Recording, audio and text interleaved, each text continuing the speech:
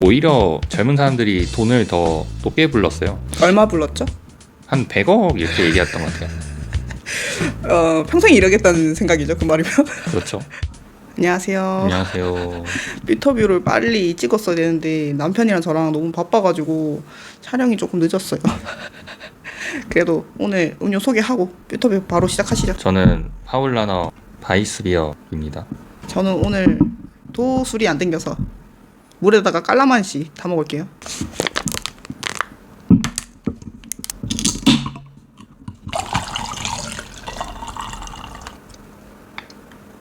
오늘 고생하셨습니다. 고생했습니다.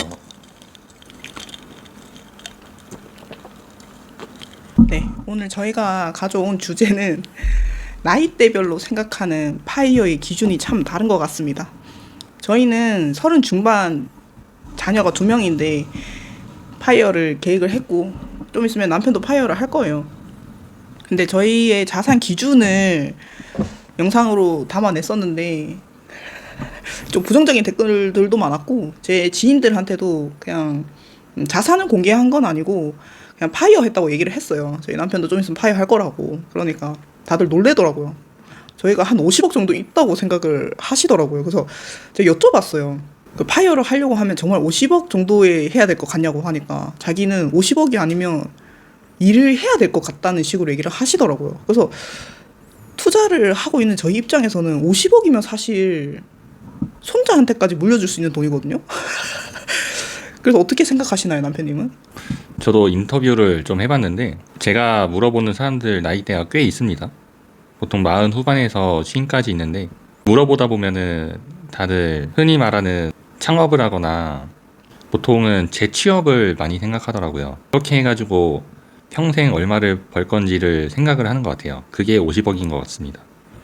이게 저희는 15억에서 20억 정도가 충분하다고 생각한 이유가 뭐냐면요. 제가 퓨터뷰 4화에 달린 댓글이었어요. 월 400만 원도 부족하다고. 그냥 그분이 그 전 댓글도 그냥 저희가 파이어 하는 기준이 너무 낮다는 거였어요. 그런데 말이죠. 월 400만 원은 부족한 게 맞을 수도 있습니다. 근데 저희가 생각하는 400만 원이랑 그분이 생각하는 400만 원의 기준이 다른 이유를 좀 설명을 드릴게요. 뭐냐면 현금 흐름 400만 원을 제외한 나머지 그러니까 약 10억 원 정도가 이미 미국 성장주에 들어가 있을 겁니다. 그렇기 때문에 저희는 현금 흐름이 발생한 걸 전부 다 사용을 해도 매년 10% 정도 성장을 기대하는 성장 주식이 대부분 투자가 돼 있기 때문에 저희 자산은 사실상 계속 늘어나는 거거든요. 그리고 저희 지출이 그렇게 많지가 않습니다. 그래서 월 현금 흐름이 발생한 부분도 당연히 재투자를 할 거거든요. 400만 원도 부족하다고 하셨던 분의 의견도 맞는 것 같기도 합니다. 왜냐하면 저희가 영상 전부 다 저희 위주로 찍었고 지출도 뭐 불로소득도 다 저희 기준으로 책정을 했기 때문에 부족하다고 느끼시는 분들은 부족하다고 뭐 생각하는 것도 이해는 갑니다. 그래서 은퇴 계획을 어떻게 짜냐가 저는 첫 번째로 중요하지만 두 번째로는 지출입니다.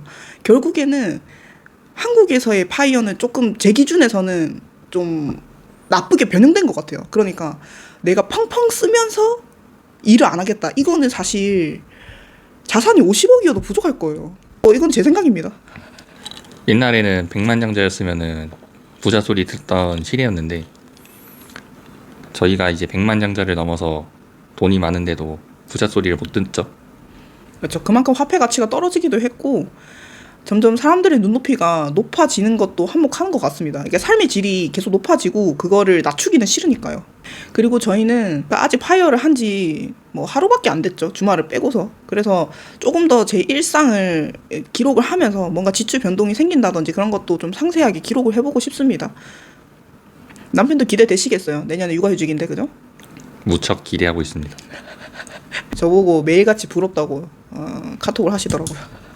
아까 맥주 산 거 안 그래도 적으려고 하고 있었어. 저희 이제 가계부를 쓰고 있기 때문에 생각나는 대로 얼마 썼는지 적었습니다. 네, 그전에도 두리뭉실하게 가계부를 적기는 했는데 이제는 1,000원 단위로까지 세세하게 좀 적기로 했거든요. 그래서 일단 저희가 단백질을 보충하던 방법은 더 단백이라고 하는, 근데 그게 한 개에 아무리 싸게 사도 1,300원 선이거든요. 그래서 조금 더 줄일 수 있는 방법이 없을까 생각을 하다가 이제 단백질 파우더 대용량으로 구매를 하기로 했습니다. 제가 먹어보고 괜찮으면 제품 추천해 드릴게요.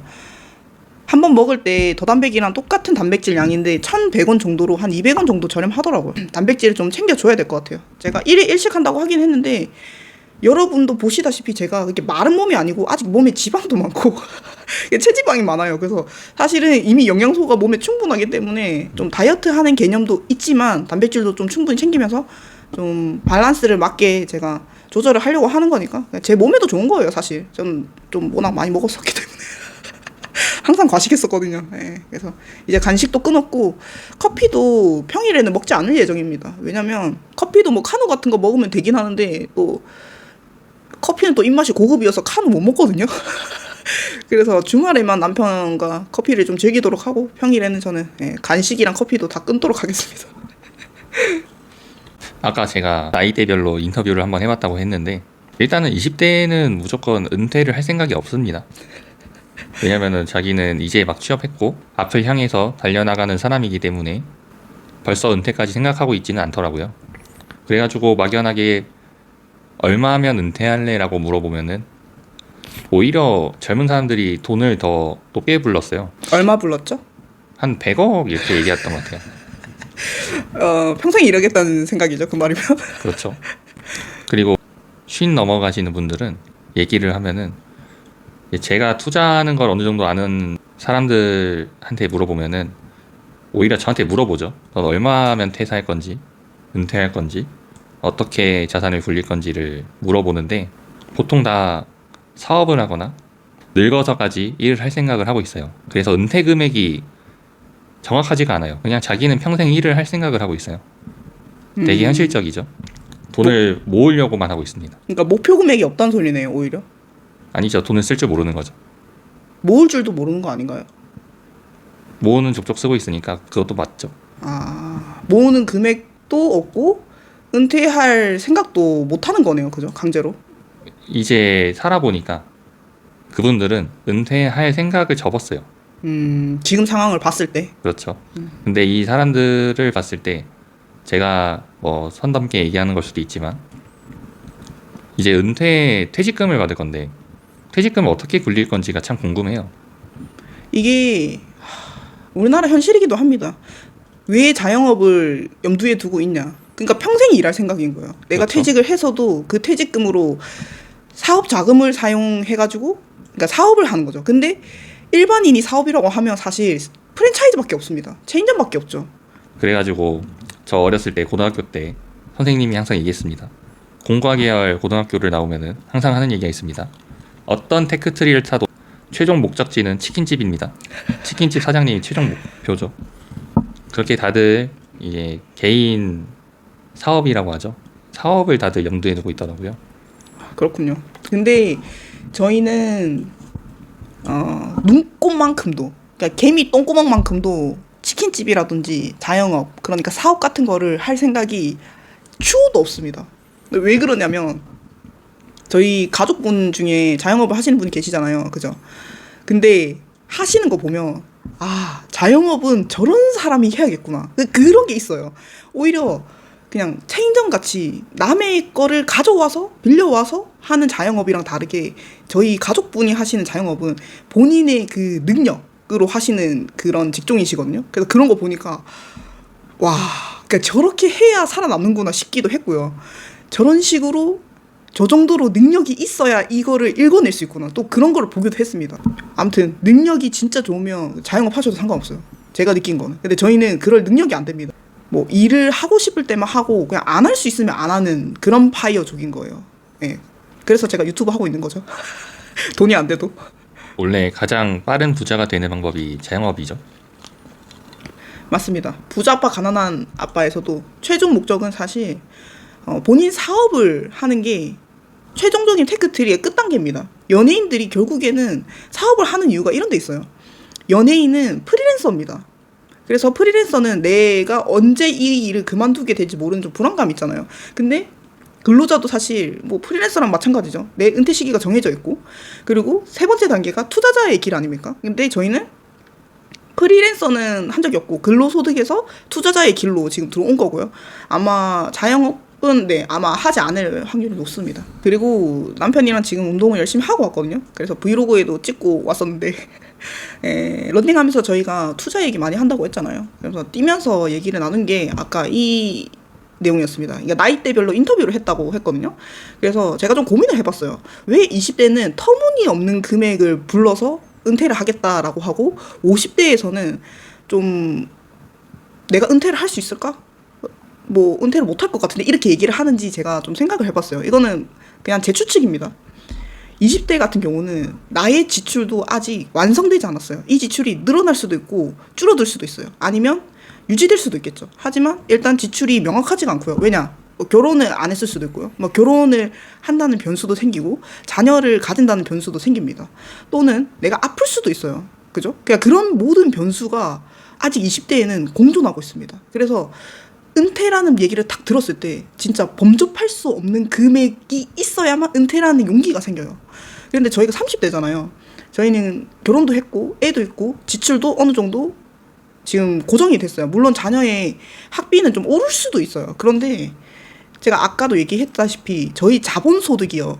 멈춰있는 게 아닙니다. 저희의 자본은 계속 일을 하고 있어요. 돈이 일을 하고 있기 때문에 저희가 이제 일을 하지 않는 프로세스를 만들어 놨기 때문에 은퇴를 결심할 수 있는 거예요. 그래서 오히려 파이어족이 되신 분들이 30, 40대가 많은 이유가 나의 지출이 어느 정도 통제가 됐거나 그런 지출 현황을 알고 통제가 돼요. 그리고 불로소득으로 내가 노후에 이런 식으로 흐름이 갈 거라는 거를 확신을 할 수 있습니다. 그런데 50대가 되면요. 어떤 문제가 있을까요? 살 날이 얼마 안 남았다? 시간이 일할 날이? 부족하다고. 시간이 크게 시작. 아까 뭐라 그랬지? 50대는 어떤 문제가 있을까요? 어떤 문제가 있죠? 50대는 시간이 없습니다. 그러니까 50대에서는 혹여나 뭔가 저희 같은 경우는 30대지만 뭐 투자가 예를 들어서 뭐 좀 잘못됐어요. 그래서 뭐 마이너스가 좀 계속 나요. 그래도 일은 어차피 하고 있는 나이였을 거지 않습니까? 그래서 그냥 일을 하면 돼요. 사실 기다리면 돼요. 근데 50대가 됐을 때는 수익률이 마이너스 5%만 나도 불안해요. 왜냐하면 내가 일할 수 있는 시간이 얼마 남지 않았어요. 제가 말하는 일할 수 있는 시간은 양질의 근로소득을 말씀드리는 거예요. 대부분은 뭐 55세에서 60세 이때쯤 되면 좀 양질의 일자리에서 좀 많이 밀려나지 않습니까? 그렇게 밀려나게 됐을 때 내가 지금 쓰고 있는 지출이 이미 많을 거예요. 50대가 넘으면. 내 자본소득이 없을 경우를 얘기하는 겁니다. 은퇴를 못하는 경우. 그렇기 때문에 투자에 있어서도 손실이 나면 안 되는 게 좀 두려움이 크기 때문에 더더욱이 투자에 소극적이게 되는 것 같아요. 그러니까 시간이 부족하다는 얘기를 길게 했죠, 지금. 제가 느낀 거를 말씀드리면은 비슷하긴 합니다. 비슷하긴 한데 제가 인터뷰한 사람들이 대부분이 다 40대 중반입니다. 그리고 쉰까지 있었는데 보통은 다 투자를 전 재산으로 하는 사람이 없어요. 전 재산을 가지고 투자를 해봐야 되는데 제가 말하는 투자는 이게 다 주식이 아닙니다. 부동산이 됐든 주식이 됐든 전 재산을 가지고 불릴 생각을 해야 되는 거죠. 근데 보통 다 주식을 얘기하면은 뭐 1,000만 원 이하를 하든가 1억도 잘 없죠. 1억 원을 투자하는 사람이 진짜 별로 없어요. 그것만 봐도 이제 아까 말했던 이 마이너스 5%가 나도 사실 자기한테는 별 타격이 없습니다. 내 월급으로 다 충당이 가능하거든요. 그래서 약간 뭐 되도 않는 돈 갖다가 그냥 투자를 하다 보니까 우리가 흔히 말하는 도파민을 거기서 느끼려고 하시더라고요. 레버리지에 자꾸 손대고 그죠?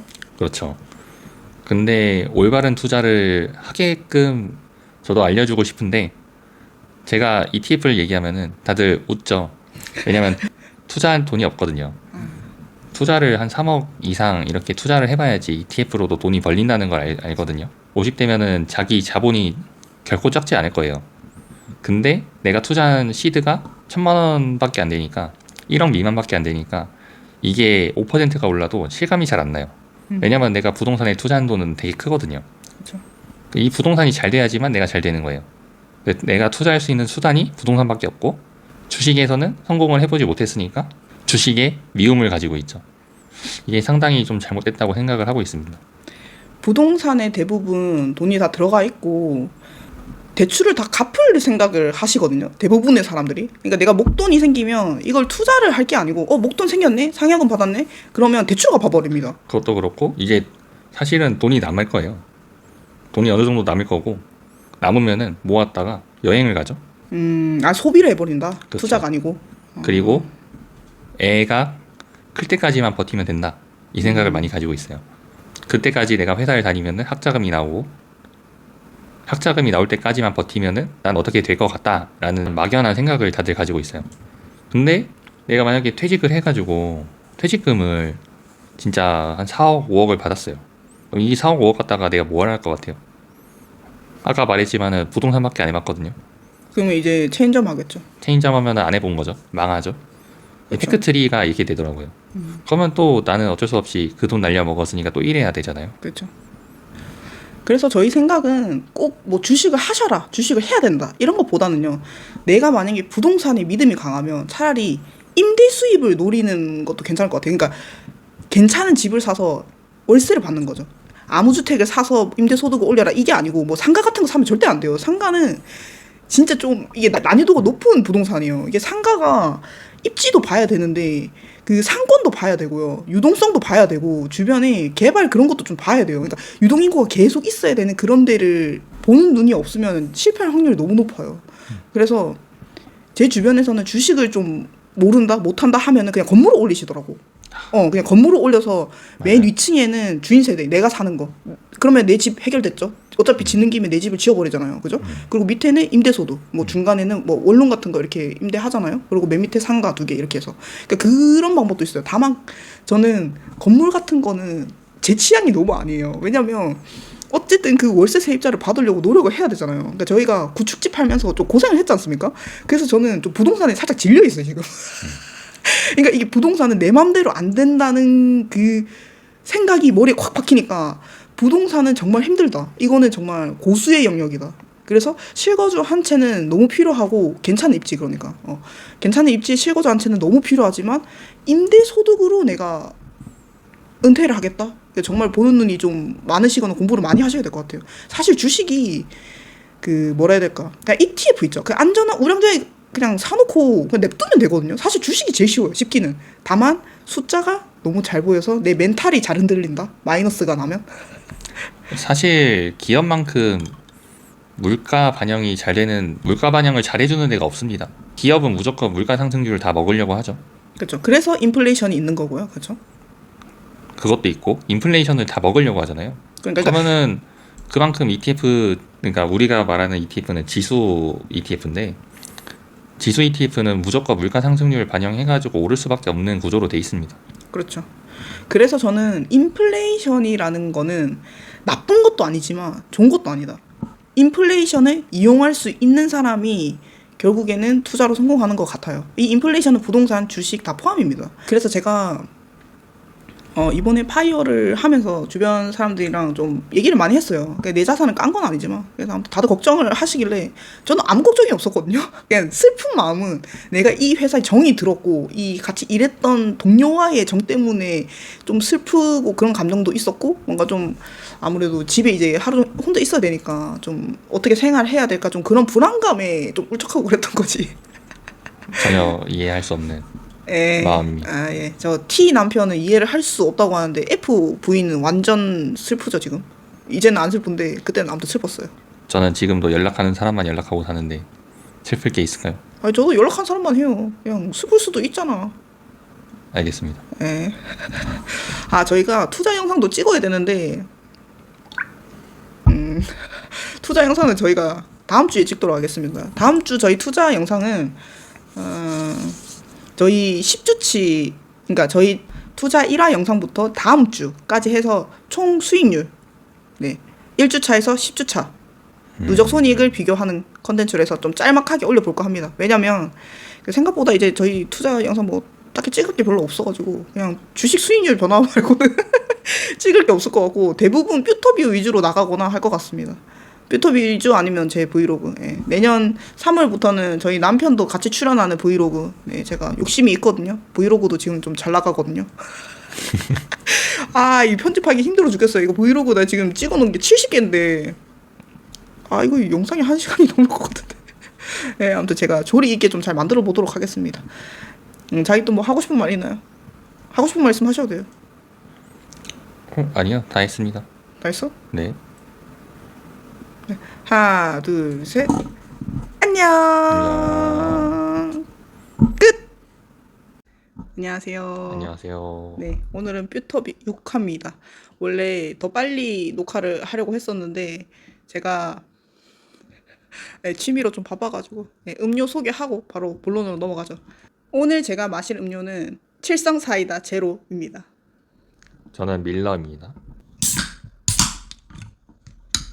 짠. 네, 저희가 오늘 가지고 온 주제는 바로 김칫국 소비입니다. 그게 뭐죠? 네, 저희가 오늘 가져온 주제를 간략하게 설명을 드린 건데 소액으로 투자를 하지 말라는 의미에서 제가 김칫국 소비를 하지 말라고 말을 지어봤습니다. 정확히 어떤 의미가 있죠? 정확히 어떤 의미냐면 제가 투자 영상에서 그런 얘기를 한 적이 있어요. 소액으로 투자를 했을 때 수익률이 10%만 나도 예를 들어서 500만 원 투자했는데 10% 수익이 났습니다. 그러면 50만 원 수익이 난 거죠. 내 월급만큼은 아니지만 꽤 큰 돈을 주식으로 벌었다는 생각에 수익 실현을 하지 않았는데 과소비를 하는 겁니다. 그러니까 50만 원 벌어서 50만 원을 그냥 써버려요. 오히려 수익 실현을 해서 뭐 다른 더 좋은 주식을 갈아탄다든지 이렇게 투자로 더 이어져야 된다고 생각을 하는데 생각보다 소액을 투자해서 소액을 다 소비하는 경우가 제 주변에는 많더라고요. 그래서 제가 남편한테 저번에 이런 얘기를 하니까 인컨 부인 나도 그랬던 적이 있어. 이렇게 언급을 하신 적이 있잖아요. 그래서 이번 주제로 한번 가져와 봤습니다. 인컨 남편이 그렇게 얘기했던 이유를 혹시 설명해 주실 수 있나요? 저도 옛날에는 소액으로 투자를 해가지고 많이 번 적이 있습니다. 코로나 끝나고 나서 사람들이 여행을 좀 다니기 시작했는지 항공사 대한항공에서 좀 먹은 적이 있습니다. 그때 판돈으로 맛있는 걸 사 먹었죠. 뭐 사줬어요 저한테? 나 기억이 안 나는데. 저 혼자 먹었습니다. 아니 혼자 먹으면 어떡해요. 회사 사람들하고 회식 한번 하고 맛있는 거 먹었죠. 예. 근데 사실은 제가 투자가 거기서 끝나는 게 아니잖아요. 저는 계속 앞으로도 투자를 할 거고 뭔가 더 할 건데 겨우 그거 조금 벌었다고 복리를 안 굴리고 돈을 써버린 거죠. 그러니까요. 제 주변에도 이번에 SK 하이닉스, 삼성전자 이걸로 수익을 좀 보신 분들이 계시거든요. 그런데 물론 소액입니다. 한 500만 원, 많아봐야 한 1000만 원 정도. 그래서 10% 수익을 보고 다 팔았대요. 수익 실현을 했어요. 했는데 문제는 아까 말한 것처럼 그거를 다 써버려요. 그리고 다시 1000만 원으로 투자, 내지는 500만 원으로 재투자 이렇게 하고 있습니다. 맞습니다. 어느 정도의 수준의 돈이 모이면은 그걸 다 쓰더라고요. 복리로 굴릴 생각은 별로 안 하고 내 원금을 지키면서 돈을 번 걸로 소비를 하고 싶어 합니다. 그래서 제가 이 부분이 왜 이해가 안 됐는지 곰곰이 생각을 해봤어요. 그러니까 저는 처음부터 되게 큰 돈으로 투자를 했더라고요. 예를 들면 코로나 시기 때 주식이 대폭락장이 왔지 않습니까? 그때 제가 개인연금이 저축보험으로 들어가 있었어요. 그런데 저희 남편이 코로나 때문에 주식이 많이 폭락을 했으니까 연금저축펀드로 이전을 해서 증권사에서 나스닥이랑 S&P를 사라고 하는 겁니다. 그래서 그때 사가지고 지금 수익률 100%가 넘었죠. 그때 원금이 5천만 원이었는데 지금 1억이 된 거예요. 2배가 됐기 때문에. 그러고 지금 제가 미장에만 약 4억 원 가까이 들어가 있죠. 저는 금액이 너무 크게 들어가 있고 주식을 저는 처음부터 큰 금액으로 시작을 하니까 안전한 투자만 해야 된다고 계속 투자 1화 때부터 뷰터뷰 내내 그 얘기를 제가 반복을 하지 않습니까? 안전한 투자를 했고요. 투자 원금이 수익률이 높아지고 수익금이 점점 쌓여도 저는 오히려 내가 지금 생활하고 있는 현금 수준에서 더 아껴서 더 투자 원금을 밀어 넣어야겠다 이 생각밖에 안 들었어요. 이게 저희 남편이 저번에도 그랬어요. 소액으로 투자를 하지 마시라고. 소액으로 투자를 하면 이 마음가짐을 좀 쉽게 가지게 됩니다. 수익금이 점점 커지는 거 보니까 너무 기쁘더라고요. 그래서 이 수익이 더 늘어나려면 몸집이 커야 되잖아요. 원금의 몸집. 네, 그래서 저는 점점 더 투자에 좀 집중을 하는 것 같았어요. 그러니까 절약을 더 열심히 했고 지금 제가 은퇴를 했지만 하루에 3,000원은 안 쓰거든요. 지금은 프로틴 파우더를 또 한 스쿱씩 먹고 있기 때문에 저게 한 번 먹을 때 한 1,000원 정도 하거든요. 좀 뭐라 해야 될까. 그래서 지금 브이로그도 찍을 게 없어가지고 사실 진짜 절약한 부분이라든지 그런 것만 녹화를 하고 있어요. 제가 밖에 안 나갔거든요, 이번 주에도. 그 일 있을 때만 나갔어요. 뭐 치과를 가야 된다든지 뭐 이런 거. 우리 남편은 그래서 투자금이 그래서 얼마 정도여야 투자를 더 열심히 잘 할 것 같나요? 최소. 그러니까 마음가짐의 변화가 얼마부터 그렇게 바뀌신 건가요? 그래도 1년 연봉 정도는 들어가야지 마음이 좀 변합니다. 내 1년 연봉. 왜냐면 잃으면 큰일 나거든요. 잃으면 내 1년 날리는 거잖아요. 이게 내 연봉의 1년치라고 하니까 어느 정도 객관적인 금액대인 것 같아요. 왜냐면 사람마다 다 자기의 연봉이 다르잖아요. 내가 연봉이 3천이면 투자금의 3천 이상 정도는 들어가 줘야 좀 투자에 대해서도 안정적이면서 너무 리스크 있는 투자를 하지 않는 것 같아요. 우리가 흔히 말하는 포트폴리오를 짜기 시작하는 게 딱 그때부터인 것 같아요. 잃으면 안 되는 돈을 만지기 시작했을 때. 네, 맞습니다. 저희 미장 투자 대부분의 종목이 거의 지수 투자거든요. 그러니까 나스닥 S&P 같이 좀 상승폭이 크지만 하락폭이 좀 있을 수 있는 지수이긴 합니다. 근데 저희가 이런 투자를 한다고 영상을 찍으니까 이런 댓글이 달렸어요. 너네가 그렇게 위험한 자산, 주식, 그러니까 하이 리스크인 자산에 재산을 다 밀어놓고 이렇게 있는 게 맞냐고 얘기를 하더라고요. 근데 저는 이렇게 생각했어요. 나스닥을 5년 내지는 6년 정도 들고 있으면 보통은 하락폭이 크지만 상승폭이 보통 다 메꿉니다, 하락을. 그래서 원금이 훨씬 불어날 가능성이 높아요. 대신에 하락장을 견뎌야 되는 좀 리스크는 있겠지만 저는 오히려 나스닥이나 S&P는 주식에 있어서는 예적금이라고 생각하거든요. 그러니까 폭발적인 상승은 없지만 자산이 뒤로 가지 않는 정도의 수준. 그러니까 개별주보다는 훨씬 안정적이라고 생각하는데 이런 지수 투자조차도 주식을 좀 잘 모르시는 분들이 들었을 때는 완전 도박장이라고 생각을 하시는 게 조금 안타까웠습니다. 물론 이거는 개인의 차이입니다. 저희는 뭐 부동산도 들고 있으니까요. 남편이 생각했을 때는 지수 투자가 위험성이 굉장히 높지만 안정적인 투자라고 생각하시나요? 아무것도 모르면은 지수 투자를 하라고 하잖아요. 그렇죠. 사실은 개인의 가장 큰 힘은 시간인데 이 시간만 잘 버틸 수 있으면은 사실 지수 투자만큼 확실한 수익이 나는 건 없을 거예요. 그렇죠. 요즘에 주식시장이 한창 좋다가 요 몇 주 내로 주식이 또 안 좋다는 얘기가 많이 들립니다. 당분간 행복할 것 같다는 의견이 좀 지배적이거든요. 이렇게 됐을 때 남편의 뭐 마음가짐, 뭐 주식을 바라봐야 되는 뭐 태도, 뭐 이런 게 있을까요, 혹시? 그런 것보다는 내가 주식을 어떻게 오래 들고 갈 것인가를 먼저 생각을 하면은 정답이 보일 수 있습니다. 무조건 오래 들고 있어야 돼요. 개인이 가장 힘을 내는 거는 시간밖에 없다고 하죠. 그렇죠. 저도 그거를 느끼고 있고요. 코로나 때 주식을 넣었지만 2023년도쯤에도 한번 폭락한 적이 있었어요. 그렇죠. 그리고 최근에 또 전쟁한다고 폭락 한번 했었죠. 뭐 이게 뭐 7%, 10% 떨어진 게 어떻게 폭락이냐 이렇게 할 수 있는데 그 시장 안에 있으면은 그 정도가 폭락이라고 느낄 수 있습니다. 근데도 그거를 버틸 수 있는 거는 포트폴리오를 잘 짜서 버티는 겁니다. 제가 생각하는 주식에서의 태도는 시장을 벗어나지 않는 겁니다. 그러니까 이 시장에 주식시장 항상 머물러 있어야 상승도 하락도 다 받을 수 있는 거예요. 우리는 인플레이션과 항상 같이 해야 됩니다. 인플레이션이 있는 한 지수 ETF 같은 경우는 대체로 같이 상승하는 편이거든요. 그래서 저는 이 시장을 절대 떠나지 않는 게 제가 생각하는 올바른 주식 투자 방법인 것 같습니다. 그러니까 저는 매도하지 않는 방법이에요. 폭락인지 상승인지 어차피 저는 맞출 수가 없고 저는 이 주식을 매도하지 않기 위해서 지금 국장 3세대 커버드 콜에 지금 투자를 하고 있고 아무래도 위클리 타겟 200이 지금 좀 많이 하락하고 있어요. 제가 허리에서 샀는지 종아리에서 샀는지 무릎에서 샀는지 알 수는 없습니다. 하지만 저는 항상 제가 주식을 샀을 때 떨어지기 때문에 이것도 그것의 한 부분이라고 생각하고요. 일단 제가 계속 지켜는 보고 있어요. 그래서 배당금을 매달 받으면서 뭐 어떤 변화가 있는지 뭐 이런 거를 같이 공유를 해보고 싶습니다. 저희 남편도 나중에는 은퇴하고 나서 국장 커버드 콜 사실 거거든요. 제가 생각하는 장투하는 방법 중에 하나인데 일단은 주식을 투자할 때 현금을 어느 정도 한번 보유를 해보세요. 이게 진짜 중요하더라고요. 한 10%의 현금을 보유만 하고 있으면은 떨어져도 내가 현금이 있기 때문에 두렵지 않고 올라도 내가 현금이 있기 때문에 하락을 항상 대비하고 있다는 생각을 할 수 있어요. 이 현금 보유하는 게 장기 투자하는데 되게 도움이 많이 되더라고요.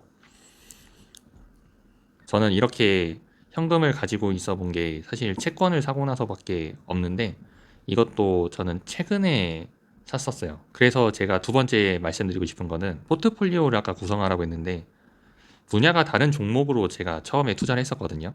리츠, 그 다음에 금융, 그 다음에 헬스케어, 기술주 이렇게 해가지고 네 종류를 제가 들고 있었어요. 포트폴리오 할 때 분야가 다른 종목을 이제 들고 있어 보면은 생각보다 이 순환매라고 하죠. 순환매가 도는 게 이 사이클이 좀 보입니다. 리츠, 헬스케어, 금융, 그 다음에 기술주. 기술주가 가파르게 상승하고 나면은 리츠, 헬스케어, 배당주는 다 일제히 하락하고요. 그리고 나서 순환매가 돌 때 금융 빨리 돌고 헬스케어도 빨리 돌고 리츠는 좀 마지막에 돌았던 것 같아요. 이게 순환매가 점점 도는 게 보이면은 내가 이때쯤에 좀 팔아가지고 배당주에다가 좀 넣어 놓으면은 순환매가 돌 때 아 나는 좀 더 이득을 볼 수 있겠다 이런 게 좀 보이거든요. 그래서 지금 저희의 포트폴리오에 헬스케어가 들어가 있는 게 지금 엄청 재미를 많이 보고 있죠. 많이 올랐죠. 기술주가 떨어지면은 헬스케어가 갑자기 가파르게 상승하는 걸 볼 수 있어요. 이게 순환매가 돈다고 하죠. 이 순환매도 한번 사이클을 지켜보다 보면은 재밌습니다. 그래서 내가 어느 정도 기술주가 돈을 많이 벌었으면은 조금의 익절을 해가지고 순환매를 좀 돌려보는 거죠. 이것도 이제 무조건 사이클이 돕니다. 왜냐면은 이 가치주라고 하거든요. 정통 가치주라고 하는 게 이제 배당 금융이나 리츠 여기 두 개가 이제 정통 가치주라고 많이 표현하는데 이 두 개가 떨어지는 거를 사람들은 두고 보지 않아요. 왜냐면은 떨어지면은 내 배당률이 오르기 때문에 떨어지는 족족 사람들은 사고 있어요. 왜냐면 주가가 떨어지면은 배당률이 계속 오르거든요. 이거를 누가 계속 지켜보겠어요. 코카콜라가 최근에 3%죠. 제가 예전에 56달러에 샀었어요. 지금 80달러인데 그때도 3%였고 지금 80달러에도 3%입니다. 만약 56달러가 다시 온다? 그러면 배당률이 5% 넘어갈 수도 있어요. 이거를 누가 가만히 놔두겠습니까? 무조건 사게 돼 있어요. 배당주는 그래서 매력이 있는 겁니다. 가치주가. 그리고 헬스케어는 우리가 항상 병원을 가기 때문에 사는 거라고 볼 수 있습니다. 절대 망하지 않죠. 네. 그리고 저희가 원래는 커버드 콜에는 절대 투자를 할 생각이 없었는데요. 은퇴를 하면서 커버드 콜에 투자를 해야 된다고 마음을 먹었지 않습니까? 그렇죠. 네. 남편이 생각하기에는 머리를 남편이 생각하기에는 커버드 콜을 은퇴를 했을 때 반드시 매수해야 되는 이유가 있을까요? 사실 커버드 콜의 가장 큰 매력은 절세입니다. 세금을 많이 아낄 수 있거든요. 똑같은 배당을 받아도 커버드 콜에서 받는 배당금은 한 30%에 대해서만 세금을 매깁니다. 이게 자국민한테만 그 혜택이 있어요. 한국 사람이 한국 주식에 대한 옵션 프리미엄에 대해서는 세금을 안 매기거든요. 근데 내가 미국에 있는 커버드 콜을 사면은 그냥 다 세금을 매깁니다. 무조건 15%를 매기죠. 네, 15.4%를 무조건 매기죠. 근데 국내에 상장돼 있고 국내 주식에 대해서 옵션 매도금이 비과세로 들어가기 때문에 저희가 이번에 산 코덱스 200 타겟 위클리 커버드 콜 같은 경우에는 코스피의 비중이 가장 큰 삼성전자와 하이닉스는 배당을 거의 하지 않습니다. 그러다 보니까 이제 타겟이 15%의 비중임에도 불구하고 옵션 프리미엄 대부분이 다 비과세로 들어가게 됩니다. 근데 금융 고배당 탑10 커버드콜 주식이 있는데 금융은 애초에 배당금이 많죠. 금융이 대부분이다 보니까 이름에서 느끼다시피 고배당입니다.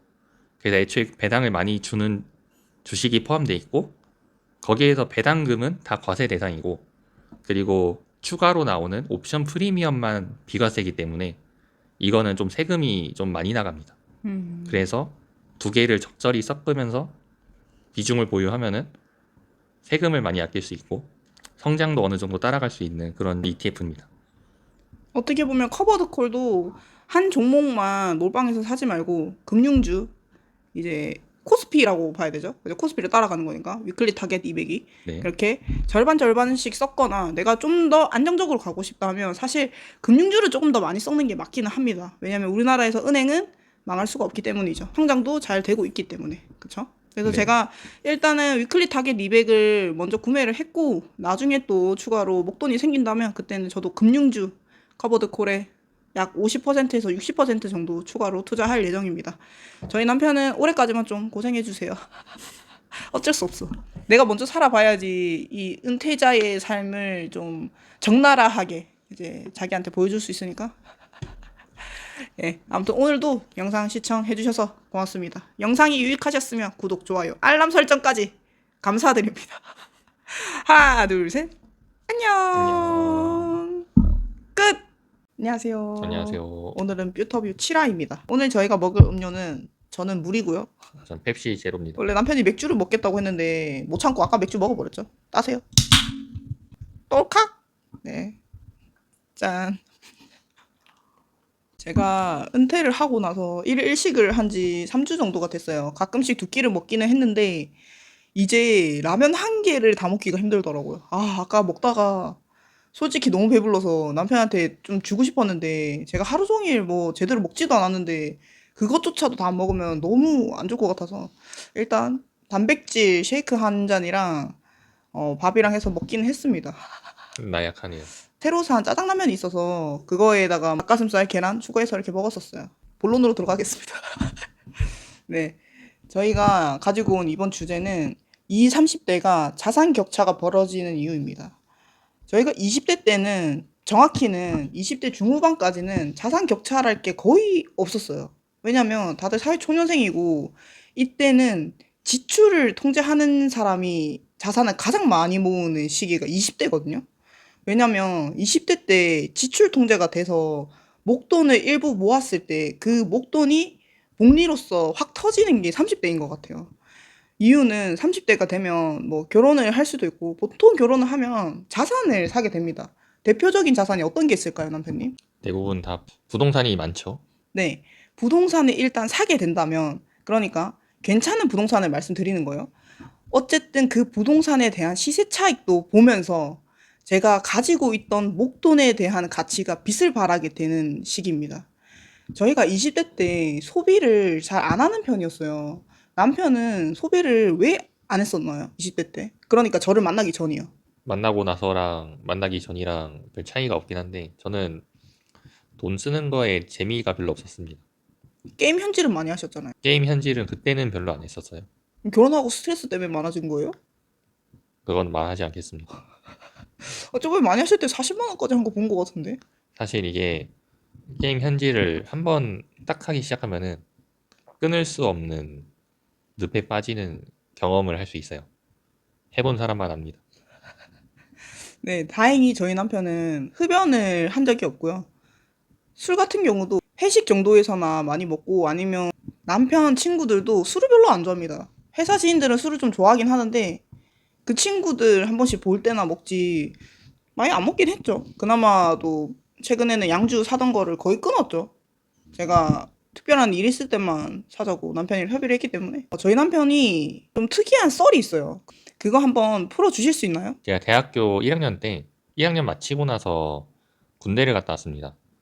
제가 그 대학교를 학비는 다 장학금이 나왔어가지고 학비가 들지 않았었거든요. 그러다 보니까 제가 복학하고 나서 용돈을 하기 위해서 일용직 알바를 했었어요. 일용직 알바를 하고 나서 그냥 한 20일 정도 일을 하니까 복학할 시즌이 와가지고 복학하기 전에 좀 놀자 이래가지고 바로 일을 그만두고 일당을 챙긴 다음에 나왔거든요. 근데 그때 제가 세금 떼고 받았는데 180만 원 정도 받았었어요. 이거 다 받고 나서 면허도 따고 친구들이랑 PC방 가서 놀고 하는데 제가 이 돈으로 거의 1년 동안 사용을 다 했었어요. 아니 180만 원으로 운전면허 따고 1년 내내 썼다고요? 아무리 PC방이라지만. 그러니까 친구들이 그 당시 때도 술을 좋아하지 않았던 그 친구들이랑 놀았던 거죠? 네, 그렇죠. 저는 PC방, 집, 학교 빼고는 어딜 나가질 않았었어요. 그래서 제가 이 썰을 듣고 저희 시어머니한테 막 웃었던 적이 있거든요. 진짜였냐고 그러니까. 얘는 진짜로 그때 돈을 안 썼다고. 그러면서 자기 아들이랑 자기 아들 친구들이랑 똑같대요. 그냥 PC방밖에 안 갔대요. PC방 가가지고도, 딱 PC만 하고 왔대요. 거기서 음식도 잘 안 사 먹었다 했잖아요, 자기? 저는 그때 말랐었거든요.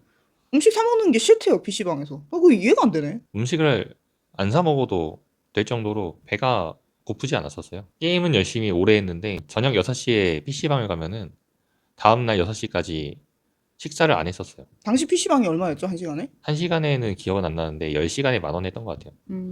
와, 그러면 하루에, 아니구나, 매일 가진 않았겠네, 그죠? 거의 뭐, 금토일 이렇게 갔겠네요. 주말에 이렇게 생활을 했었고 평일에는 그냥 집에서 게임했죠. 일단은 자취를 하지 않았다는 점. 아, 네, 그죠. 그리고 부모님 집에서 지내면서 식비랑 생활비는 따로 드리지 않았고, 그죠? 용돈 생활을 했어야 되는데 그 돈을 제가 다 아까 말한 한 달 알바비로 다 해결했었죠. 일단 자취를 하지 않은 것도 굉장히 큰 장점이 될 수도 있겠어요, 그죠? 제가 시어머니 집에 갔을 때 이 얘기를 듣고, 그때도 좀 많이 놀라긴 했어요. 그때 인사 갔을 때 이 얘기를 한번 들었던 것 같아요. 결혼하고 나서인지 기억이 잘 안 나네. 아무튼. 저희 남편은 좀 천성이 많이 안 쓰는 스타일이었대요. 돈이 있든 없든, 본인 수중에.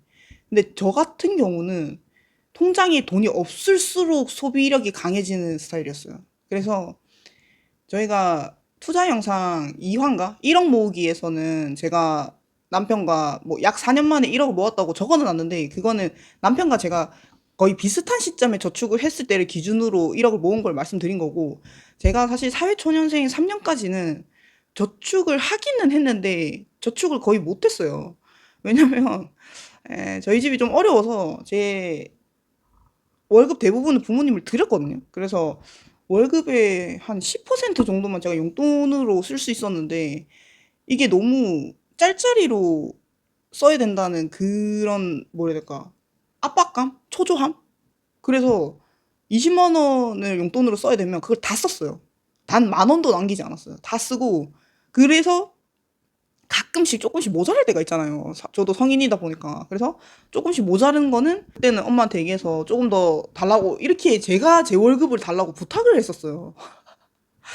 그래서 그 생활을 2년 가까이 좀 하다가 이게 좀 아닌 거예요. 왜냐면 내 인생이 있고 부모님 인생이 있는 거잖아요. 그래서 차라리 내가 목돈을 모아서 드리는 게 맞겠다라는 생각을 좀 했죠. 그래서 부모님과 경제적인 고리를 완전히 끊었고, 그때 좀 다툼도 좀 있었어요. 하지만 뭐 이거는 넘어가고. 그래서 제가 모으기 시작했고요. 처음에는 모르겠어요. 이게 막 재밌는지도 모르겠고, 모으는 게. 일단 회사 언니들이 월급의 최소 60%는 저축을 해라, 이렇게 항상 얘기를 했었거든요. 그래서 그냥 그대로 예적금밖에 안 했어. 그때 뭐 투자가 뭔지 모르니까. 그래서 예적금 하고 몇 년이 지나니까 통장에 약 4천만 원 정도가 쌓입니다. 제가 원래는요, 5천만 원만 모으고 다 쓸 생각이었거든요. 뭐 여행도 더 많이 가고 더 비싼 음식 먹고 이러고 싶었어요. 근데 막상 4천만 원이 딱 되니까 사람 심리가, 이거 내가 조금만 더 열심히 하면 5천만 원 금방 되겠는데? 이 생각이 들었어요. 그래서 저축률을 조금 높입니다. 원래 60%였는데 70%까지 높였어요. 그러고 5천만 원이 막상 됐어요. 그러니까 뭐가 사고 싶어도 아까워서 못 쓰겠는 거예요. 그리고 이건 지금도 이어지는 그런 건데, 살 수 있어도 안 사는 겁니다, 저는. 그러니까 제가 20대 초반 때는 어떤 성향이었냐면, 살 수 없는데 사야 되는 거예요. 소비적인 욕망이 좀 자극이 많이 됐거든요. 근데 돈이 많이 모이고 나서는 나는 이거를 못 사는 게 아니고 안 사는 거예요. 그러니까 이게 지출이 갑자기 통제가 되더라고요. 그래서 점점 그렇게 생활을 계속 하다가 결국에는 저희 남편을 만나서 시너지가 생겼고, 저희 남편은 본인은 그대로래요. 더 줄이고 뭐 이렇게 할 생각도 없었대요. 근데 막상 결혼해 보니까 제가 너무 심하게 남편한테 하게 된다니까. 아니, 스트레스 받았다는 거예요. 그래서 아니 근데 결국에는, 결론적으로 얘기하면 그런 과정이 있었기 때문에 저랑 남편의 지금의 자산이 있을 수 있었다, 뭐 이렇게 얘기하는 거예요. 그래서 20대 때는 뭐냐, 지출이 통제가 되는 사람이 자산을 빨리 모을 수 있고요. 30대가 됐을 때는 결혼을 한 사람이 자산을 조금 더 많이 모을 확률이 높습니다. 부동산 사고 싶거든요. 결혼을 했을 경우 말하는 겁니다. 보통 혼자 산다고 했을 때는, 저희 남편은 평생 혼자 살 생각했을 때 어떤 집을 사고 싶었죠? 저는 그 투베이라고 하나요? 거실이랑 방 하나 있는 거요. 네. 네, 그 집을 제가 사고 싶었죠. 저 혼자서 사는데 문제가 없으니까요. 네, 맞습니다. 이렇게 이 집에 대한 가치보다는 내가 그냥 혼자 살기 편한 투자로서의 가치가 조금 부족한 집을 살 확률이 높아요. 혼자 살 경우는. 왜냐면 작은 집을 사야 되고요. 혼자 살기 때문에 대출을 너무 내기가 좀 그래요. 그래서 안락함을 우선하다 보니까 좀 투자랑은 거리가 멀어지는 그런 부동산을 매입하게 될 확률이 높거든요. 근데 남편이 이런 생각을 하고 있을 때 저를 만났고 결혼했고 애를 낳았고 집을 샀고 또 신축 그냥 아파트를 단청 받아가지고 이사까지 오게 됐죠. 그래서 지금 이 집도 어떻게 보면 시세 차익이 굉장히 좋다. 이렇게 말씀드릴 수 있고요. 저희가 펫파이어라고 해서 엄청 풍족한 파이어 족을 지향을 하지 않는 이유가 있습니다. 왜냐면 펫파이어가 되면 좋기는 한데 사람이 소비라는 게 한 번 커지면 줄이기가 굉장히 힘들거든요. 근데 저희는 원래도 소비를 그렇게까지 많이 하는 사람은 아니었어요. 그래서 소비를 줄이는데 스트레스가 남편이 있었다고 했지만 저는 없거든요. 이런 거예요. 그렇기 때문에 펫파이어를 처음부터 지향을 하는 것보다는 은퇴의 마지노선 정도를 지켜서 좀 아껴서 사는 삶을 5년에서 10년 정도는 하다 보면 결국에는 내 자본 소득이 늘어날 수밖에 없는 구조를 만들어야 되는 거거든요. 그러니까 그 구조를 만들어 놓으면 5년에서 10년 안에는 자산도 많이 불어나 있을 거고 제 나이도 먹음에 따라서 그때가 돼서는 펫파이어가 될 수도 있는 거겠죠. 한국 사람들이 생각하는 파이어는 대부분이 펫파이어기 때문에 저희가 생각하는 파이어랑은 조금 거리감이 있는 건 사실입니다. 저희는 월 현금 흐름을 크게 만들어도 그거를 절대 다 쓸 생각이 없고요. 최소 20%, 최대 3, 40%까지는 죽을 때까지 재투자를 할 생각입니다. 죽을 때까지 재투자를 해야만 저희가 하고 싶은 일만 하면서 살 수 있는 거거든요. 재투자를 하지 않고 다 쓴다면 저희도 펫파이어일 수도 있어요. 대신에 20년, 30년 뒤에는 다시 일을 해야 될 수도 있겠죠. 고갈이 될 수 있기 때문에 자산이. 남편 같은 경우는 파이어라고 했을 때 그냥 일하지 않는 정도로 생활하면서 은퇴하는 거지 이렇게 생각했거든요. 근데 저도 이 파이어의 종류가 굉장히 다양하다는 거를 알고는 있었어요. 근데 남편과 저의 이제 생각이 차이인 거죠. 저는 그래도 좀 계획을 어느 정도는 해서 살고 싶다. 그래서 지금 제가 은퇴를 먼저 했잖아요. 그러고 제가 생활을 해보고 있고, 그리고 일일 일식도 해보고, 저희 남편이 뭘 좋아하는지, 어떤 음식을 좋아하는지를 지금 제가 계속 좀 레시피를 연구를 하고 있어요. 왜냐면 이 생각보다 음식을 굉장히 쉽게 질려 하거든요. 그래서 한 가지 음식을 일주일 동안 먹지를 못해요. 그게 좀 걱정이 돼가지고 요리 레시피 공부를 좀 많이 하고 있습니다, 제가. 그리고 네, 제가 국장 커버드콜 3세대 위클리 타겟 200을 매수를 했습니다. 당연히 제가 사면 무조건 주식 떨어진다고 했죠. 지금 마이너스 10몇 퍼센트 이상 났어요. 그런데 저는 오히려 다행이라고 생각해요. 왜냐? 저희 남편과 제가 동시에 은퇴를 해서 동시에 목돈이 생긴 걸 동시에 타겟 200에 넣었으면 지금 몇 억이라는 돈이 마이너스 10% 넘게 빠졌다는 소리이기 때문에 저 혼자서 일단 실험을 하고 있는 거거든요. 그리고 한 7천만 원 정도가 들어갔고 예상 배당금은 세후 약 100만 원 초반 정도 됩니다. 제가 이번에 느낀 거는 타겟 200이라는 이 커버드 콜이 뭐 좋은 건 알아요. 세금 절세도 많이 되고. 그런데 변동성이 이게 무지막지하네요. 이게 차트만 보셔도 아실 거예요. 변동성이 너무 무지막지하기 때문에 은퇴자인 입장에서는 이거를 투자로 절대 들어가면 안 될 것 같아요. 이게 살짝 와전낼 수 있는데 사실은 코스피 200이 이렇게 변동성이 심하지 않았습니다. 대부분 행보장이긴 했죠. 근데 지금 최근에 들어가니까 변동성이 엄청 심해졌잖아요. 그냥 그대로 받고 있는 겁니다. 그렇죠. 그래서 제가 남편이랑 또 얘기를 해봤거든요. 그래서 우리가 남편과 제가 완벽하게 둘 다 파이어가 됐을 때는 제 생각이에요. 타겟 200에 많은 자산을 넣는 건 너무 위험한 것 같습니다. 왜냐면 변동성이 너무 크고요. 그렇다는 건 안전자산에 결국엔 투자를 또 하는 게 맞다는 결론이 도달하거든요. 그게 뭐냐? 한국에서 절대 망할 수 없는 거. 어떤 거죠? 한국에서만 안 망하는 게 아니라 이건 전 세계적인 거와 똑같은데 사실 금융주가 되게 안정적이죠. 네. 제가 한국에서라고 표현한 이유는 절세 때문입니다. 외국 금융 주식을 사게 되면 그 배당금은 무조건 세금 15.4%를 떼기 때문에 제가 한국에서 절대 망할 수 없는 카테고리를 말씀드린 거고 그건 아, 금융입니다. 그렇군요. 우리나라는. 예. 건설도 아니에요. 건설은 경기를 너무 많이 타요. 생각보다. 건설은 원래 테마주죠. 네. 건설을 테마주기 때문에 저희는 둘 다 완전히 은퇴한다 하면 70%까지도 금융 커버드 콜에 들어가는 게 좀 더 안정감이 있을 것 같아요. 제 생각은. 그렇죠. 네. 금융 고배당 탑 10 커버드 콜입니다. 네. 여기에 60% 내가 더 안정형이고 싶다 하면 70%까지 들어가고 한 30%에서 40%가 위클리 타겟 200 정도에 들어가는 게 좀 적절한 배분이지 않을까 싶습니다. 게다가 저희가 부부잖아요. 그래서 한 사람이 다 커버드 콜을 사게 되면 연 1,000만 원 배당이 넘어가서 건보료를 8% 이상 떼일 수도 있습니다. 그래서 그거를 계산을 잘 하셔서 부부가 각자 좀 동일한 비율로 사가는 게 맞는 것 같습니다. 커버드 콜을.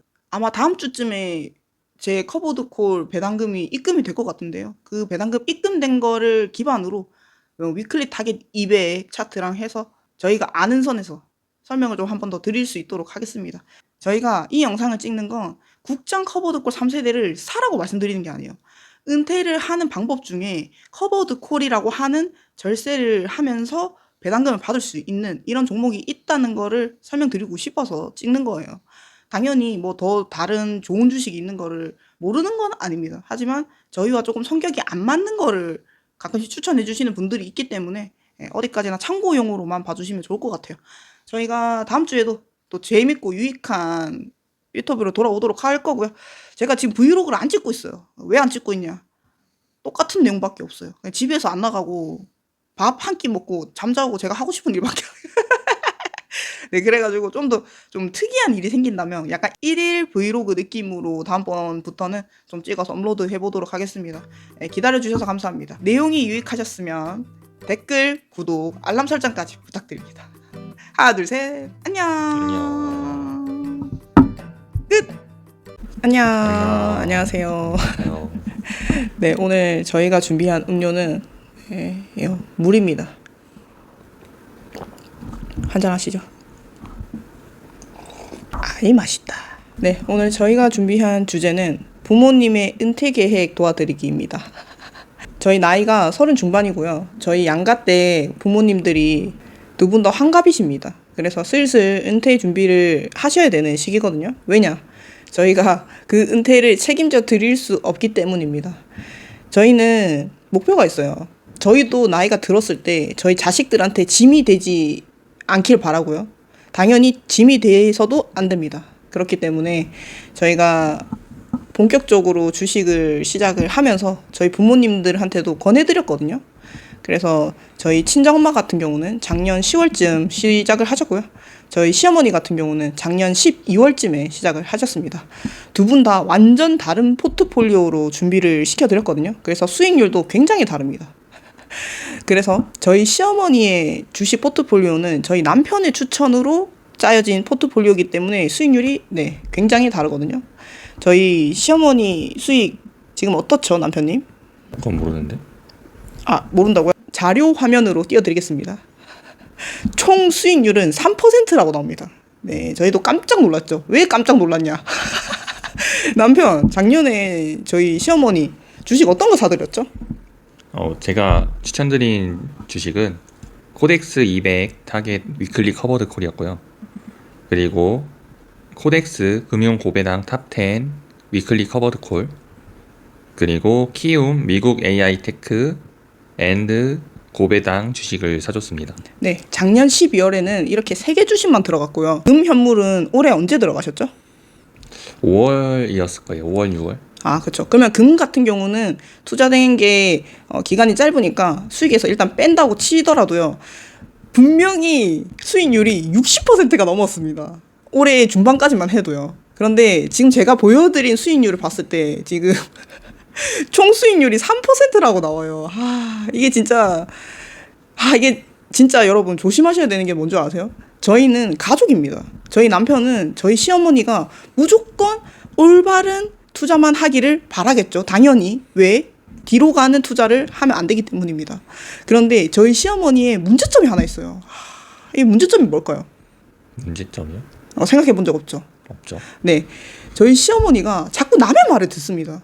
그러니까 나쁘게 말하면 줏대가 없어요. 그래서 아들이 추천해줬으면 아들 말만 믿던지, 지인이 추천해줬으면 지인 말만 듣던지, 뭔가 이게 하나의 포지션으로 하셔야 되는데, 저희 시어머니가 아들의 말을 듣고 수익률 60%가 됐어요. 사실 그거를 그냥 냅두기만 해도 되거든요. 왜? 배당금도 잘 나오고 있었습니다. 배당률이 몇 %였죠? 배당률이 한 7%, 8% 됐던 것 같습니다. 네, 맞습니다.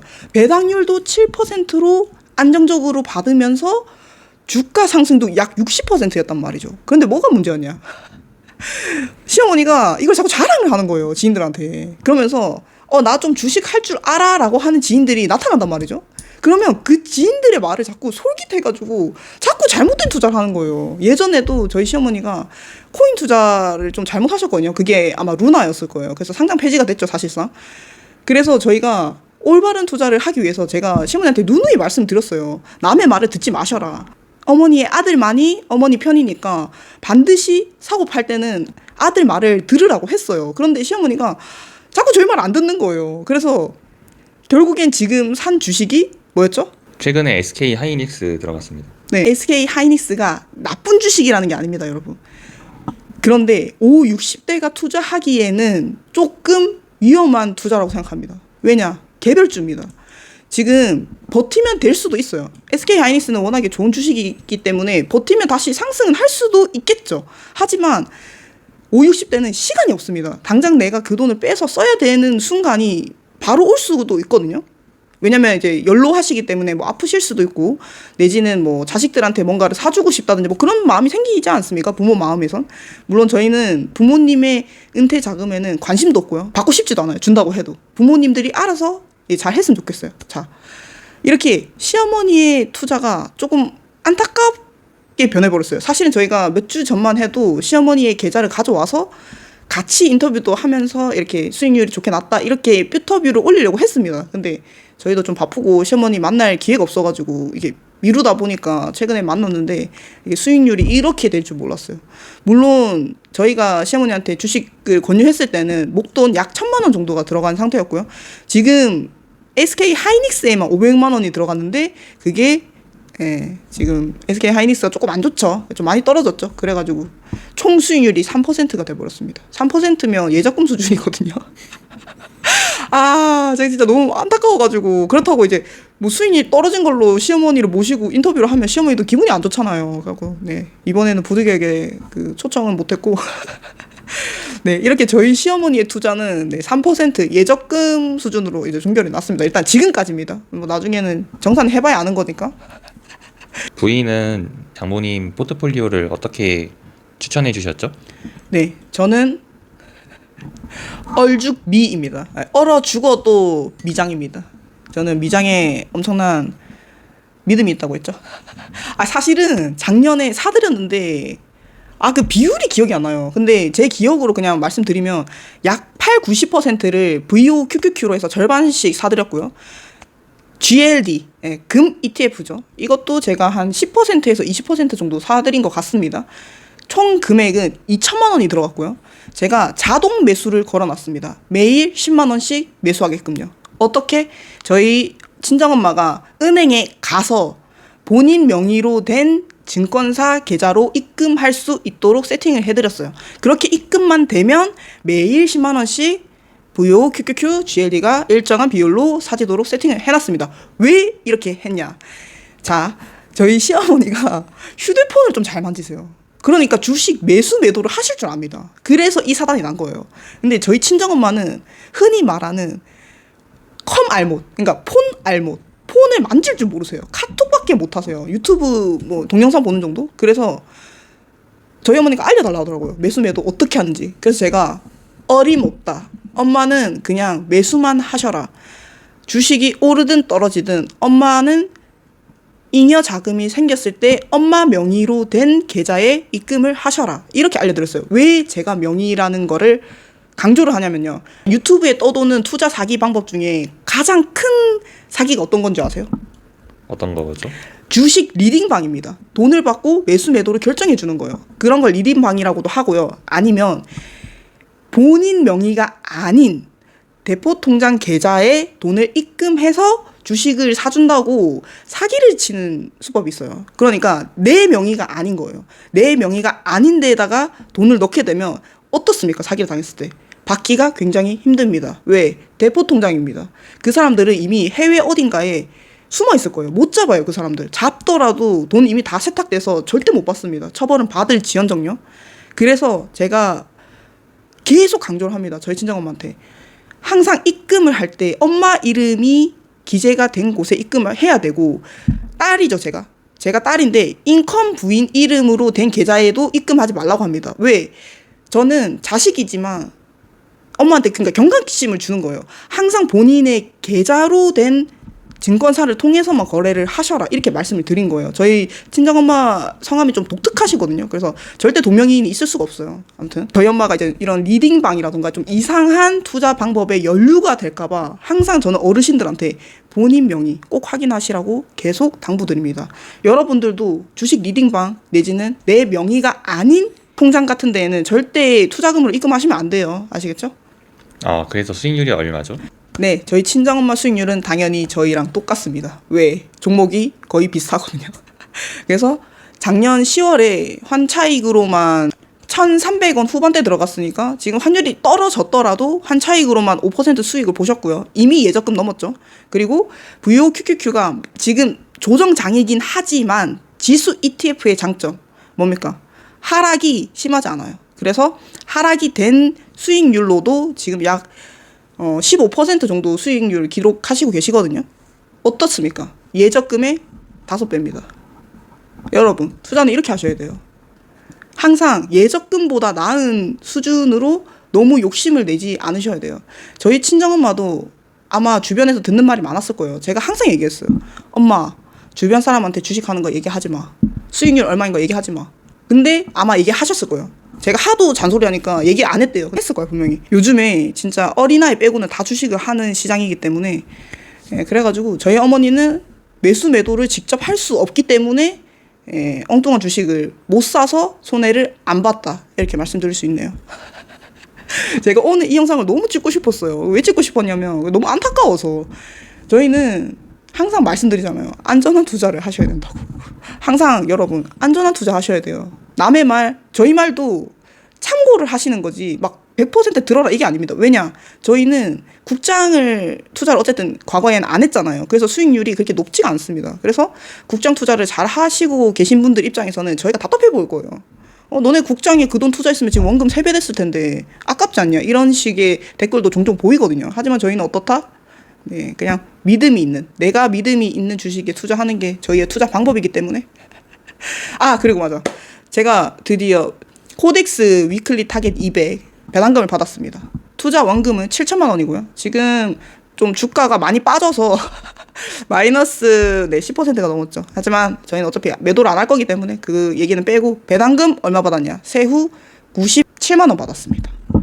네, 7천만 원 넣어서 월 90만 원 중반대, 나쁘지 않아요. 은퇴를 했을 땐 현금 흐름이 중요하기 때문에. 하지만 제가 96만 원을 받았다고 해서 다 쓰지 않을 거예요, 당연히. 저는 배당금 받은 걸 어떤 걸로 지금 재투자를 해놨을까요, 남편님? 저희가 저번 주제랑 연관되는 건데. 금융타텐인가요? 네, 맞습니다. 제가 이제는 위클리 타겟 200을 더 이상 매수하지 않고 앞으로 들어오는 모든 자금들은 전부 다 금융탑10 고배당 ETF를 사려고 합니다. 왜냐면 안정적인 게 더 중요하다는 결론이 났거든요. 뭐 이런 식으로 저희는 투자를 하고 있고, 다음번에는 아마 저희 친정엄마가 한 8월쯤 오실 것 같은데, 그때 만약에 오시게 된다면 저희 친정엄마가 유튜브에 나올 수 있을지 모르겠어요. 나올 수 있게 된다면 같이 영상을 촬영해 보도록 하겠습니다. 남편님, 근데 저 또 궁금한 게 있어요. 저희 시어머니 주식을, 남편은 작년에 국장을 선택하셨잖아요. 저희는 미장에 투자를 하고 있는데, 그러니까 어떤 계기로 저희 시어머니 같은 경우는 국내 주식을 추천해서 사주셨나요? 정확하게는 국내 주식만 추천한 건 아니고 국내 주식 66%, 그 다음에 미국 주식 33% 정도를 추천해줬어요. 키움 증권 미국 AI 테크, 이게 미국 주식으로 봐야 되는 거죠? 그렇죠. 미국이란 말이 들어가 있죠. 그러면 얘도 배당주인가요, 혹시? 이게 어떤 주식이냐면은 미국 AI 테크가 한참 붐이었을 때 만들어진 건데요. AI 테크 주식 기술주가 들어가 있고요. 그 다음에 배당주, 고배당 주식이 들어가 있습니다. 그래서 고배당으로 하락 방어를 하면서 미국 AI 테크로 공격을 할 수 있는, 그게 다 ETF에 담겨져 있는 겁니다. 이게 제가 알기로는 7대 3의 비율이거든요. AI 테크가 7이고 고배당이 3입니다. 7대 3을 유지하기 위해서 일정 기간마다 자동으로 리밸런싱을 해줘요. 제가 손수 리밸런싱을 안 해도 알아서 리밸런싱을 해주는 ETF입니다. 그래서 AI테크가 많이 올라가지고 비율이 8이 되면은 그걸 다시 7대 3으로 바꿔줍니다. 항상 안정적인 게 3으로 들어갈 수 있게 항상 맞춰져 있는 거죠. 아, 고배당 주식의 3으로 항상 리밸런싱이 되게 한다는 말씀이시죠? 저희가 항상 리밸런싱을 중요하게 생각을 해야 되는데 이거를 자동으로 해준다는 겁니다. 그래서 어르신들 같은 경우는 너무 성장주 같이 리밸런싱이 좀 주기적으로 필요한 것보다는 좀 배당 주식 같은 느낌으로 가져가야겠네요. 사실 어르신들 리밸런싱 하라고 하면은 팔아가지고 딴 거 많이 사거든요.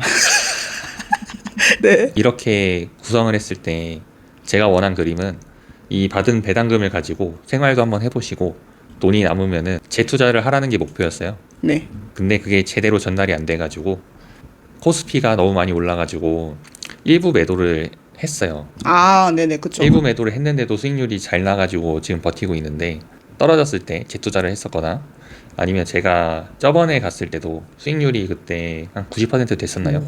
그쵸. 그때도 한번 팔라고 했었어요. 근데 안 팔았나요? 안 팔았어요. 왜 안 팔았죠, 어머니가?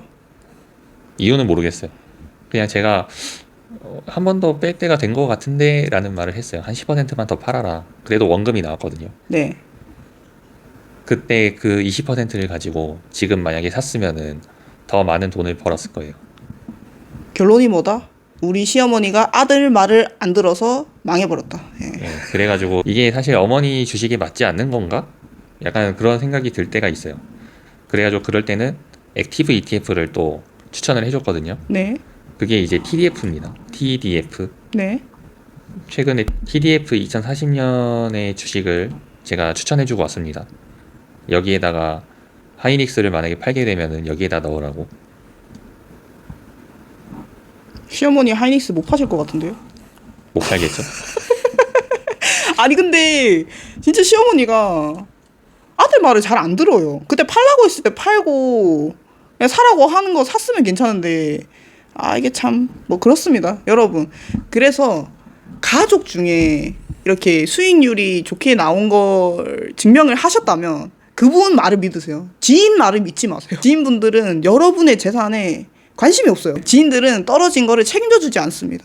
그래서 항상 안전한 투자 하시길 바라고요. TDF 2040에 대해서는 저희가 한번 다룰 수 있으면 뷰터뷰에서 다뤄보도록 하겠습니다. 이거 좀 괜찮은 주식인 것 같더라고요. 너무 슬픕니다.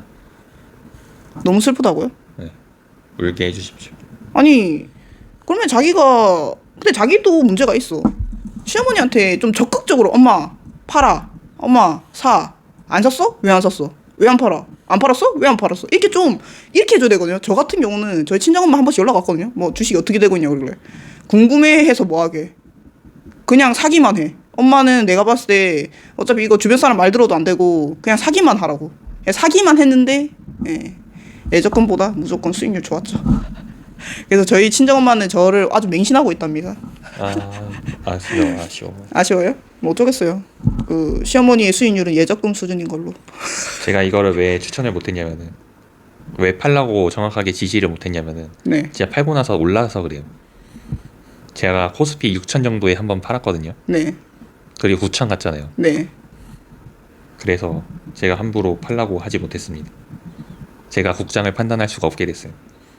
그렇긴 하지만 적어도 뒤로 가는 투자는 아니었잖아요. 좀 이익을 덜 봤지만 그러니까 손해를 본 게 아니에요. 6천에 팔았다고 해서. 저는 그렇게 생각하거든요. 물론 그렇지만 투자를 직접 하고 있는 본인의 입장에서는 제가 나쁘게 보였을 수도 있어요. 이 잘 가는 주식을 왜 나한테 팔라고 시켰냐. 말은 안 하셨지만 근데 안 파는 게 사실은 맞았어요. 그러니까 안 판 거는 좋아요. 시어머니가 그때 안 팔았잖아요. 그죠? 안 판 건 좋은데 문제는 목돈이 생긴 거를 아들이랑 상의도 없이 완전 개별주잖아요. SK 하이닉스 같은 경우는. 그러니까 완전 생뚱맞은 주식을 사버린 게 사실은 좀 패배의 요인이죠. 그렇죠. 네. 사실은 제가 사실 안 파는 거는 맞았어요. 시어머니의 판단은. 제가 이 코스피 200에도 하이닉스하고 삼성전자가 많이 들어있다고 얘기를 했었거든요. 기억을 못 하시겠죠. 근데 이 ETF의 원리를 모르시니까 원래 모르죠. 어르신들은 모르죠. 약간 포모가 아닌 포모가 왔나 봐요. 왜 하이닉스를 또 넣었지? 아직도 의문입니다. 근데 갑자기 든 생각이에요. 이게 목돈이 그때 1,000만 원밖에 안 들어가 있었잖아요. 네. 너무 소액이라고 느껴서 그럴 수도 있어요. 만약에 시어머니가 여기 1억이 들어가 있었으면 그렇게 섣불리 판단 못했을 것 같아요. 오히려 무서우니까 아들한테 정권을 위임하면서까지 팔까 살까를 계속 물어봤을 것 같아요. 이대로 투자를 계속하는 거가 그러니까 덩치가 커가는 속도를 보면은 이게 무시할 수 있는 속도가 아니거든요. 그러니까 빠르다고요? 네, 되게 빨라가지고 이거 이 TDF 사는지 제가 지켜보겠습니다. 느낌에 그냥 시어머니 주식 모으기로 해놓고 어플이랑 그냥 공인인증서 그런 거 다 지워버려요. 그거 어차피 까실 줄 모를 거 아니에요. 공인인증서 그런 거는. 다 본인이 깔은 겁니다. 아 그래요? 공인인증서 그런 것도 잘하시는구나. 그래. 그러면 휴대폰 투지로? 그럼 본인이 너무 불편하니까요. 어떻게 해요? 그럼 자산 늘리려면은 그런 방법밖에 없죠. 근데 하이닉스를 샀기 때문에 그냥 참고 있는 겁니다. 아 계잡주 산 게 아니어서? 네, 계잡주 샀으면은 눈 뒤집혔죠. 예, 여기까지 하겠습니다. 촬영 여기까지 하겠습니다. 갑자기 왜 화를 내지? 급발진 아 이상하네. 예, 아무튼 오늘 저희가 촬영한 주제가 여러분들한테 유익했다면 구독, 좋아요, 알람 설정 부탁드립니다. 저희가 다음번에 더 흥미롭고 재미있는 주제로 찾아오도록 하겠습니다. 하나, 둘, 셋. 안녕.